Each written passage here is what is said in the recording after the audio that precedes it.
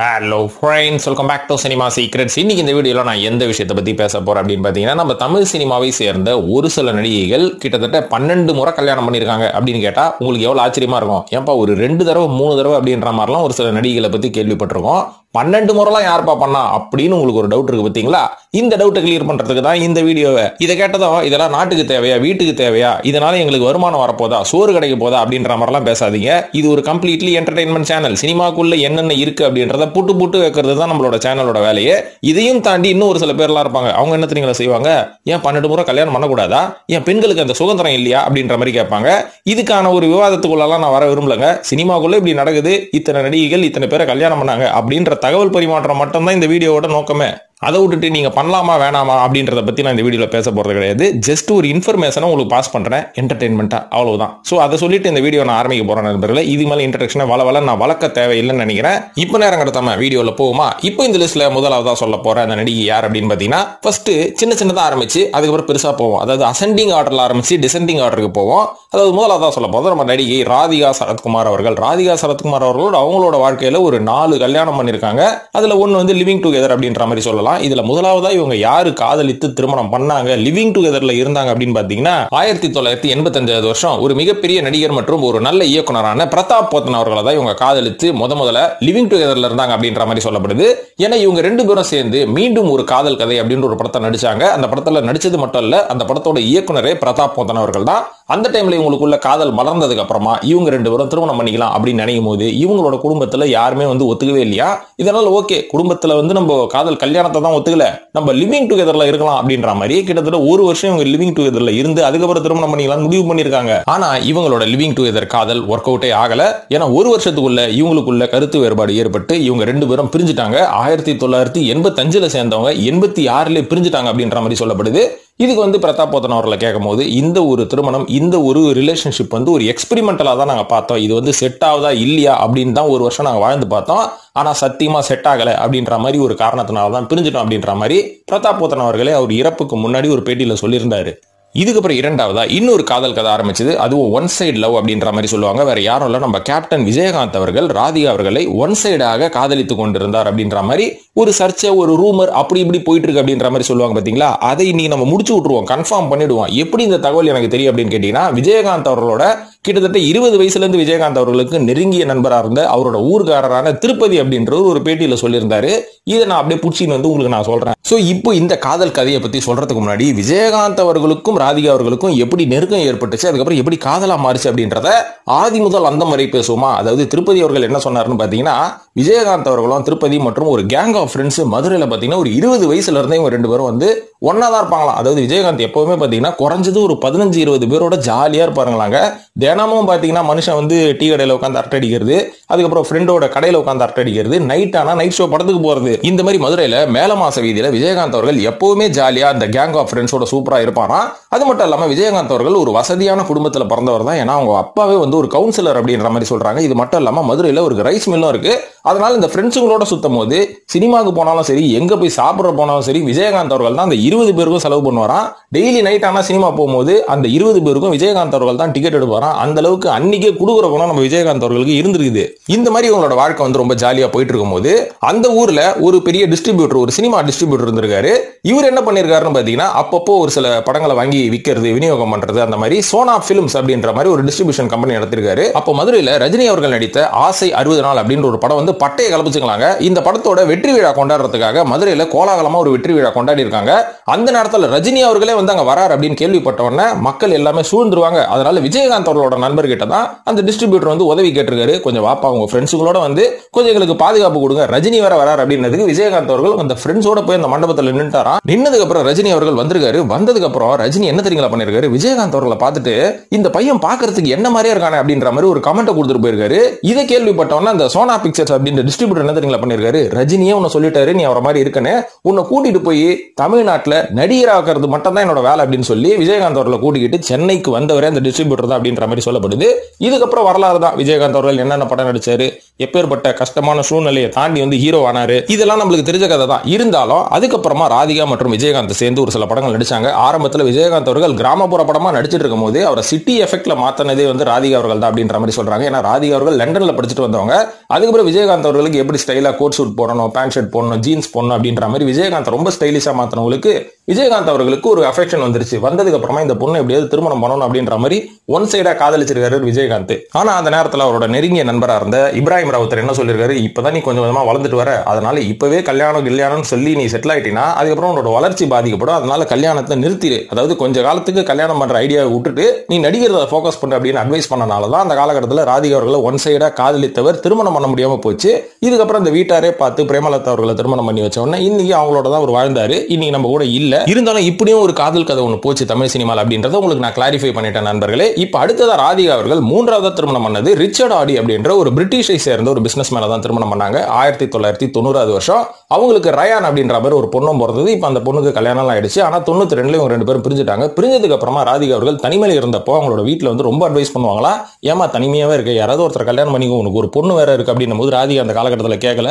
இருந்தாலும் நடிகர் சரத்குமார் அவர்களோட ஒரு நெருங்கிய நட்பு வட்டாரத்தில் இருந்தாங்க, ரொம்ப க்ளோஸ் ஃப்ரெண்ட்ஸா இருந்தாங்க. அதுக்கப்புறம் இவங்களுக்குள்ள காதல் மலர்ந்ததுக்கு அப்புறமா 2001 வருஷம் சரத்குமார் அவர்களை திருமணம் பண்ணிட்டு இன்னி வரைக்கும் சக்சஸ்ஃபுல்லான ஒரு லைஃப் லீட் பண்ணிட்டு இருக்காங்க. சோ ராதிகா அவர்களோட வாழ்க்கையிலும் இத்தனை ரிலேஷன்ஷிப் இருக்கு அப்படின்றத இப்போ நான் உங்களுக்கு சொல்லிட்டேன்.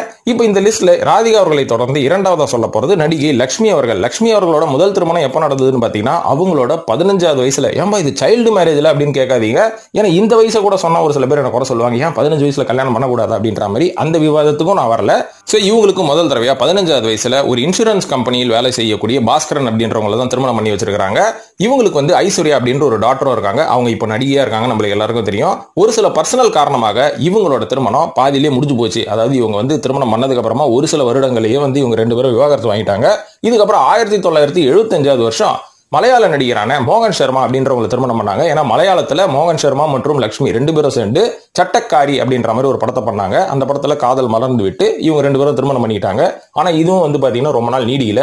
1980 ரெண்டு பேரும் மிஸ் அண்டர்ஸ்டாண்டிங் காரணமாக விவாகரத்து வாங்கிட்டாங்க. இதை தொடர்ந்து மூன்றாவது ஒரு திருமணம் பண்ணாங்க லட்சுமி அவர்கள். யாருன்னு பாத்தீங்கன்னா அவரும் நடிகர் சிவச்சந்திரன் அப்படின்றவர் தான். 1987 ஒரு ஷூட்டிங் ஸ்பாட் எண்ணுயிர் கண்ணம்மா அப்படின்ற ஒரு ஷூட்டிங் ஸ்பாட்ல மீட் பண்ணி அதுக்கப்புறம் தொடர்ந்து ஒரு சில படங்கள்லாம் நடிச்சதுக்கு அப்புறமா இவங்க ரெண்டு பேரும் திருமணம் பண்ணிட்டாங்க. அதுக்கப்புறம் 2000வது ஆண்டு இவங்க ரெண்டு பேரும் சம்யுக்தா அப்படின்ற ஒரு பொண்ணை தத்தெடுத்தாங்க அப்படின்ற மாதிரி சொல்லப்படுது. எத்தனை திருமணம் ஆனாலுங்க கரெக்டா வாழணும், அவ்வளவுதான். மூன்றாவதா நடிகை சீதா மற்றும் பார்த்திபன். சோ இவங்க ரெண்டு பேரும் பிரிஞ்சதுக்கான காரணம் வந்து இன்னி வரையும் தெரியவே இல்லை. ஆனா சீதா அவர்களே சமீபத்தில் பல ஆண்டுகள் கழித்து நாங்க ஏன் ரெண்டு பேரும் பிரிஞ்சோம், அதுக்கப்புறம் நான் ஏன் ரெண்டாவது திருமணம் பண்ணேன் அப்படின்ற மாதிரி அவங்க ஒரு விஷயத்தை வந்து ஓப்பனா சொல்லிட்டாங்க.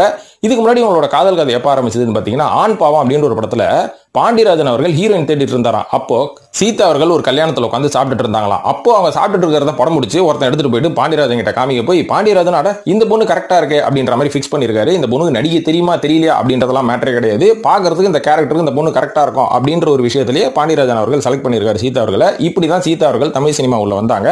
இதுக்கப்புறம் இவங்களுக்கு ஒரு பிரேக் த்ரூ எப்போ கிடைச்சதுன்னா பார்த்திபன் அவர்கள் நடித்து இயக்கிய புதிய பாதை அப்படின்ற ஒரு படத்துல ரெண்டு பேரும் சேர்ந்து நடிக்கும் போது தான் பட்டி தொட்டி எங்கும் அந்த படம் பேசப்பட்டுச்சு. மிகப்பெரிய லெவலில் அந்த படம் வெற்றியும் அடைஞ்சது. இதுக்கப்புறம் இவங்க ரெண்டு பேரும் வந்து கொஞ்ச நாள் காதலிச்சாங்க, திருமணமும் பண்ணிக்கிட்டாங்க. திருமணம் பண்ணி கொஞ்ச நாள் வாழ்ந்தாங்க, பசங்களாம் இருந்தாங்க. இதுக்கப்புறம் பாத்தீங்கன்னா திடீர்னு டிவோர்ஸ், நாங்க ரெண்டு பேரும் பிரிகிறோம்னு சொன்ன உடனே அன்னைக்கு காலகட்டத்தில் ஒரு மிகப்பெரிய ஷாக்கா இருந்தது ஃபேன்ஸ் எல்லாருக்கும். ஆனா அதுக்கான காரணத்தை அன்னைக்கு அவங்க வெளில சொல்லவே இல்லை.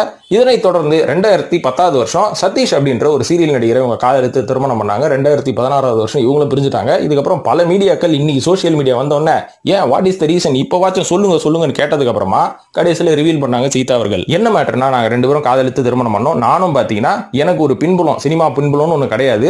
நானும் வந்து ரொம்ப குழந்தைத்தனமா தான் சின்ன வயசுல இருந்தேன். இவரை காதலிச்சேன், கல்யாணம் பண்ணேன். இதுக்கப்புறம் சினிமாவோட புரிதல் இல்லாம சினிமால இருந்தே நான் வெளில வந்துட்டேன், கொஞ்ச நாள் நடிக்கிறதுல இருந்து வெளில வந்துட்டேன், குழந்தைங்களை வளர்க்கணும் அப்படின்ற மாதிரி. ஆனா என்னோட கணவரும் அந்த மாதிரி ஃபேமிலிக்குன்னு ஒரு டைம் ஸ்பெண்ட் பண்ணியிருந்தாருன்னா இப்படி ஒரு அவல நிலை எங்களுக்கு வந்திருக்காது. அவரு சினிமா நடிப்புன்னு ஃபேமிலியை பெருசா எங்களை கவனிக்கல, எங்களுக்கும் டைம் ஸ்பெண்ட் பண்ணல, இதனாலதான் நாங்க பிரிஞ்சுட்டோம் அப்படின்ற மாதிரி ஃபைனலா சொன்னாங்க. இவங்க சொல்றதுல ஒரு பாயிண்ட் நோட் பண்ணணும், பணம் ஓடிட்டு இருந்தா அதுக்கப்புறம் குடும்பம் எதுக்கு, அதனால பணமும் சம்பாதிங்க, குடும்பத்தையும் கொஞ்சம் காப்பாத்துங்க, குடும்பத்துக்கும் டைம் ஒதுக்குங்க அப்படின்றதுதான் சீதா அவர்கள் வைக்கக்கூடிய ஒரு கோரிக்கை. இது பலருக்கும் பொருந்தும். இப்ப அடுத்ததான் நான்காவது சொல்ல போறது வனிதா விஜயகுமார் அவர்கள். அடப்போப்பா உங்க வீடியோ எத்தனை தடவை உங்களை பத்தி நீ பேசிட்ட, எங்களுக்கு தான் தெரியுமே, ரெஜிஸ்டர் ஆயிடுச்சு, மைண்ட்லயே ஏறிச்சு அப்படின்னு சொன்னீங்கன்னா இந்த வீடியோ ஃபில் பண்றதுக்கு சொல்றேங்க. இதுக்கு அடுத்ததான் நான் சொல்றேன், ஒரு நடிகை 12 பேரோட ரிலேஷன்ஷிப்ல இருந்தாங்க. அது யாருன்றதை அடுத்ததா சொல்றேன். இப்போ வனிதா மேட்டரை பார்ப்போம். வனிதா அவர்கள் முதலாக ஆகாஷ் அப்படின்ற ஒரு நடிகரை திருமணம் பண்ணாங்க. இவங்களுக்கு ஒரு பொண்ணு பையன் இருந்தாங்க. 2001வது வருஷம் திருமணம் பண்ணதுக்கு அப்புறமா 2005வது வருஷம் டிவோர்ஸ் பண்ணிட்டாங்க. அதுக்கப்புறம் அவரோட பையன் வந்து அவங்க தாத்தா கிராண்ட் ஃபாதர் யாருங்க அவரு விஜயகுமார் கூடவே போயிட்டாரு. இப்போ வனிதா கூட இல்ல. இதுக்கப்புறம் என்ன ஆச்சுன்னு பாத்தீங்கன்னா 2007வது வருஷம் ஆனந்த் ஜே ராஜன் அப்படின்ற மாதிரி ஒருத்தர் திருமணம் பண்ணாங்க. இது வந்து 2வது திருமணம். இவங்களுக்கும் ஒரு பெண் குழந்தை பிறந்தது. 2012ல டிவோர்ஸ் பண்ணிட்டாங்க. அதுக்கு முக்கியமான காரணம் என்னன்னு பாத்தீங்கன்னா இவரை திருமணம் பண்ணதுக்கு அப்புறமா வனிதா அவர்களுக்கும் விஜயகுமார் அவர்களுக்கும் இருக்கிற பூகம்பம் பெருசா வெடிக்க ஆரம்பிச்சது. இதனால நடுவுல தலையை விட்டு ஆனந்த் அவர்கள் தர்மடி வாங்கினாரு. அதனால உங்க குடும்பத்துக்குள்ள சண்டையில என்ன எதுக்கே இழுத்து போட்டு அடிக்கிறீங்க அப்படின்ற மாதிரி டென்ஷன் ஆகி ஆனந்த் அவர்களே விவாகரத்து வாங்கிட்டாரு. இதுக்கப்புறம் பாத்தீங்கன்னா 2013வது வருஷம் ராபர்ட் அப்படின்ற ஒரு நடிகர் வந்து இவங்க டேட்டிங் பண்ணாங்க. அந்த டேட்டிங் கூட எதுக்குன்னு ராபர்ட் அவர்கள் வளர்ட்டார் ஒரு பேட்டியில. என்ன தெரியுங்களா சொன்னாரு? எங்க வனிதா ப்ரொடியூஸ் பண்ணி டைரக்ட் பண்ற படத்துல நான் ஹீரோ நடிச்சேங்க. எம்ஜிஆர் ரஜினி, எம்ஜிஆர் சிவாஜி ரஜினி கமல் அப்படின்ற ஒரு படம். இந்த படத்தை எப்படியாவது ஓட வைக்கணும். இந்த படத்தோட போஸ்டரை ஒட்டி நாங்க தான் நடிக்கிறோம்னா எவனும் வரமாட்டான். ஏதாவது ஒரு சர்ச்சையை கிளப்பி விட்டாதான் வருவான்னு சொல்லி தான் இவங்க நாங்க 2 பேரும் டேட்டிங் பண்றோம் அப்படின்னு சொன்னாங்க. இது பப்ளிசிட்டி ஸ்டண்ட் அப்படின்ற மாதிரி சொன்னாரு. அவர் உண்மையை சொன்னாரோ பொய் சொன்னாரோ தெரியல. ஆனா யூரியன் லிஸ்ட்ல சேர்த்துக்கிட்டாங்க. இதுக்கப்புறம் இவங்களும் பாத்தீங்கன்னா 2017ல படம் ஓடலன்னு பிரிஞ்சுட்டாங்க. இதுக்கப்புறம் 10 வருஷம் டிப்ரெஷன்ல இருந்த நம்ம நடிகை வனிதா அவர்கள் மெடிக்கல் ட்ரீட்மெண்ட்லாம் எடுத்து அதுக்கப்புறம் டிப்ரெஷன் வந்து இன்னும் ஓவர் டோஸா போறதுக்கு பிக் பாஸ் குள்ளலாம் வந்து அடுத்தவங்களை டிப்ரெஸ் பண்ணி இதுக்கப்புறம் 2020வது வருஷம் பீட்டர் பால் அப்படின்ற ஒரு போட்டோகிராஃபரை திருமணம் பண்ணாங்க. எங்க இருந்து பிடிச்சாங்கன்னே தெரியல. அதுக்கு முன்னாடி அந்த மூஞ்சி யாருமே பார்த்தது கிடையாது. ஆனா அவருக்கு ஏற்கனவே திருமணமாகி 2 பசங்க இருக்கிறாங்களா. இதெல்லாம் விட்டுட்டு இவங்களை கல்யாணம் பண்ணி ஹனிமூனுக்கு போயிட்டு அங்க போய் சரக்கு போட்டு படுத்ததுக்கு அப்புறமா தான் இவனை கல்யாணம் பண்ணதுக்கு பிரயோஜனமே கிடையாது. ஏன்னா எதுக்கு பண்ணணும் அந்த பர்பஸே இவங்ககிட்ட இல்ல அப்படின்னு சொல்லி அங்கேயே கைட்டி அடிச்சு துரத்தி விட்டுக்கிறாங்க. சோ இவங்களோட வாழ்க்கை அதாவது கல்யாண வாழ்க்கை எவ்வளவு காமெடியா இருந்தாலும் ஏகப்பட்ட டிராஜடியும் அதுக்குள்ள இருக்கு அப்படின்றத தெரிஞ்சவங்க. அதனால நம்ம லைஃப் பார்ட்னரை கரெக்டா தேர்ந்தெடுக்கணும். இல்லனா கடைசி வரைக்கும் சாவர வரைக்கும் கல்யாணம் பண்ணிட்டு ஓடிக்கிட்டே இருக்க வேண்டியதான் தேடலையே. இப்போ வர விஷயத்துக்கு வரேன். இப்போ வரேன் தம்ப்நெயில் டாபிக்கே வரேன். 5வதா சொல்ல போறது அந்த நடிகை யாருன்னு பாத்தீங்கன்னா சுஷ்மிதா சென் அவர்கள். இவங்க தான் பாத்தீங்கன்னா கிட்டத்தட்ட நமக்கு தெரிஞ்ச வரைக்கும் 12 பேரோட ரிலேஷன்ஷிப் கிட்டத்தட்ட கல்யாணம் வரைக்கும் போயிருக்காங்க அப்படின்ற மாதிரி சொல்லப்படுது. கல்யாணம் பண்ண என்ன இல்லைன்னா இல்லங்க லிவ் இன் ரிலேஷன்ஷிப்ல இருந்தாச்சு சோழியை முடிச்சாச்சு போங்க அப்படின்ற மாதிரி நம்மளே நம்ம மனசை வந்து தேத்திக்க வேண்டியதுதான். இந்த வகையில சுஷ்மிதா சென் அவர்கள் முதலாவதா யாரை வந்து காதலித்து லிவ் இன் ரிலேஷன்ஷிப்ல இருந்தாங்கன்னு பாத்தீங்கன்னா மகேஷ் பட் அப்படின்னு சொல்லக்கூடிய இயக்குனர் மகனான விக்ரம் பட் அவர்கள் தான். ஏன்னா முறையா சுஷ்மிதா சென் அவர்கள் மிஸ் யூனிவர்ஸ் பட்டத்தை வின் பண்ணதுக்கு அப்புறமா அவங்களுக்கு பாலிவுட்ல ஒரு ஆஃபர் வந்தது. 1996வது வருஷம் தஸ்தக் அப்படின்ற ஒரு படத்துல இவங்க கதாநாயகியா நடிச்சாங்க. விக்ரம் பட் அவர்கள் ஹீரோவா நடிச்சு எடுபடி வேலையும் செஞ்சாரு. ஏன்னா அவங்க அப்பா வந்து தயாரித்து இயக்கக்கூடிய இந்த படம் போயிட்டு இருக்கும் போதே நடுவில் சுஷ்மிதா அவர்களுக்கும் விக்ரம் அவர்களுக்கும் பயங்கர கருத்து வேறுபாடுலாம் வருமா, சண்டை வருமா ஸ்பாட்லயே. இதுக்கப்புறம் பாத்தீங்கன்னா இந்த சண்டை வந்து ஃப்ரெண்ட்ஷிப்பா மாறிச்சு. அதுக்கப்புறம் நம்ம 2 பேரும் கூடி வாழலாம் அப்படின்னு சொல்லி 2 பேரும் கூடி வாழ்ந்துருக்காங்க. ஆனா இந்த கூடி வாழ்ந்தது ரொம்ப நாள் போல திருமணமும் பண்ணிட்டாங்க அப்படின்ற மாதிரி சொல்லப்படுது. ஆனா திருமணம் பண்ண வேகத்தோட இவங்களுக்கு விவாகரத்தும் பயங்கரமா நடந்துருச்சு அப்படின்ற மாதிரி சொல்லப்படுது.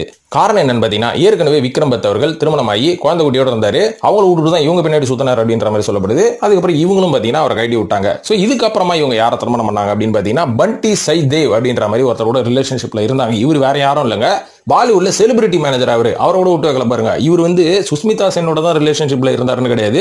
நடிகை டியா மிர்சா, நேஹா தூப்பியா, சோனாக்ஷி சின்ஹா கூட இவர் கிசுகிசுல இருந்தாரா. இவரு கூடயும் கொஞ்ச நாள் சுத்திக்கிறாங்க. இதுக்கப்புறம் பாலிவுட் நடிகரான ரந்தீப் ஹோடா, அதாவது நம்ம எக்ஸ்ட்ராக்ஷன் போன்ற ஹாலிவுட் படங்கள் எல்லாம் பார்த்திருப்போம் பாத்தீங்களா. நல்ல நடிகர் தான். ஆனா அப்போ வந்து ஒரு புதுமுகம். ஆனா புதுமுகமா இவர் இருந்தாலும் பரவாயில்ல, நான் வந்து எவ்வளவு ஃபெமிலியரா இருந்தாலும் பரவாயில்ல, இவங்க கூட நான் டேட்டிங் பண்ணுவேன் அப்படின்ற மாதிரி இவரு கூட டேட்டிங் பண்ணிருக்காங்க. இதுவும் ரொம்ப நாள் நீடியில, இதுவும் ப்ரோக் ஆயிடுச்சு.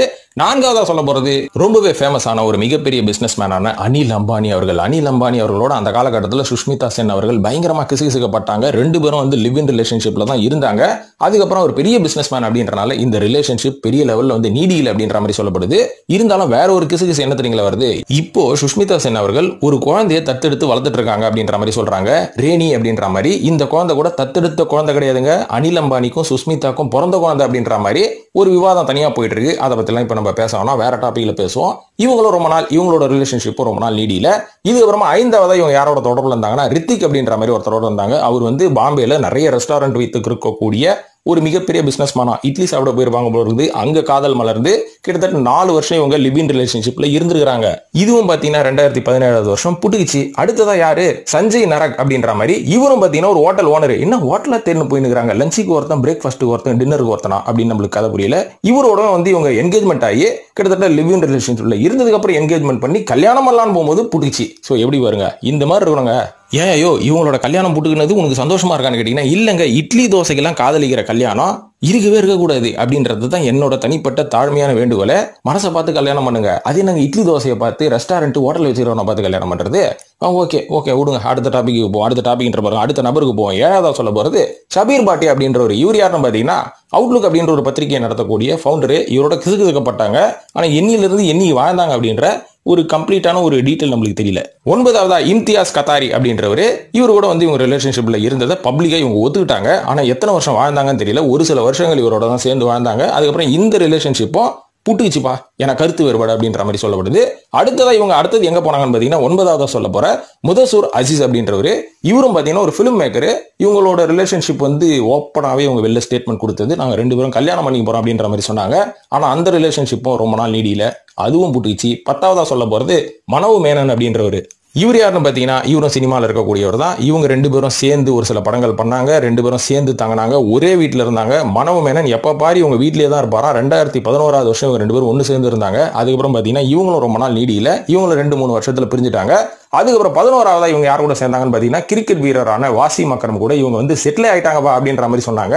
இவங்களோட ஃபேமிலியோட இவங்க ரொம்ப ஜாலியாவே இருக்கிறாங்க அப்படின்ற மாதிரி சொன்னாங்க. ஆனா அதுவும் பாத்தீங்கன்னா ரொம்ப நாள் நீடியில புட்டுச்சு. இப்ப ஃபைனலா இவங்க யார் கூட வாழ்ந்துக்கிறாங்க அப்படின்னு பாத்தீங்கன்னா, அமரன் படத்துல வில்லனா வந்தாரு பாத்தீங்களா, ரஹ்மான் ஷால், இவரோட தான் இவங்க வந்து இப்ப குப்பை கொட்டுனுக்குறாங்க. அந்த பையன் ரொம்ப சின்ன பையனாச்சு. ஆமா, 27 வயசு தாங்க அந்த பையனுக்கு. அந்த பையனோட இப்ப வந்து இவங்க வாழ்ந்துக்கிறாங்க. இதுவும் எத்தனை நாள் நீடிங்க அப்படின்னு நம்மளுக்கு தெரியல. இப்ப இந்த லிஸ்ட் சொல்றதுக்கு எனக்கு மூச்சு வாங்குது. இத்தனை பேரோட வாழ்ந்துக்கிறாங்களே, இவங்களுக்கு என்னென்னலாம் வாங்கும் எனக்கே புரியல.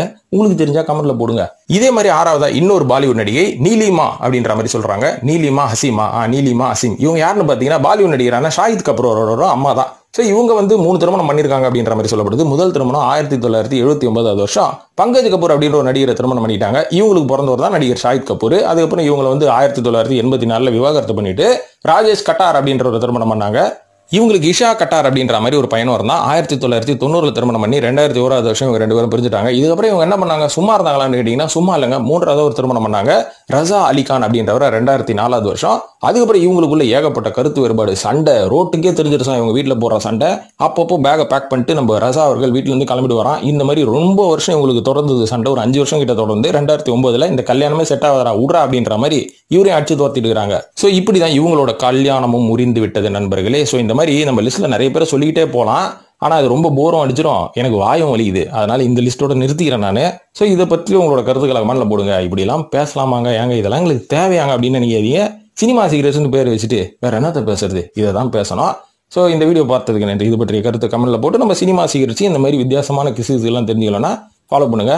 இந்த வீடியோ ஃபாலோ பண்ணாதீங்க. இந்த வீடியோவில் நான் சொன்ன மேட்டரை ஃபாலோ பண்ணாதீங்க. நன்றி, வணக்கம்.